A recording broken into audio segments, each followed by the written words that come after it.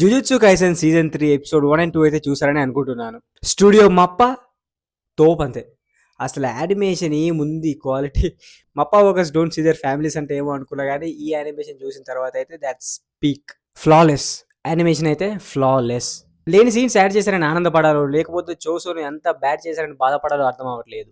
ఆ నవోయా జైన్తోని ఫైట్ అప్పుడు ఆ ఎగ్జాజరేటెడ్ సీక్వెన్స్ అయితే అంతా లేదు మాంగాలో.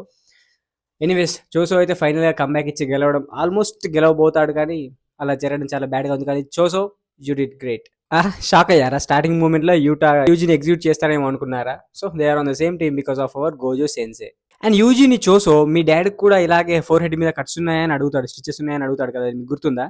కానీ మనకి ఇప్పుడు తెలిసింది ఏంటంటే ఆ స్టిచెస్ ఉన్నవి తన మామ్ అని.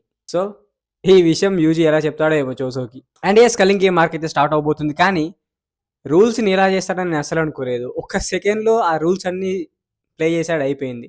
ఈ ఆర్క్ కలింగ్ గేమ్స్ మీకు అర్థం అవ్వాలంటే మీకు ఆ రూల్స్ తెలియాలి. సో మీకు ఆ రూల్స్ తెలియాలి అంటే కామెంట్ చేసేయండి, నెక్స్ట్ చేద్దాం.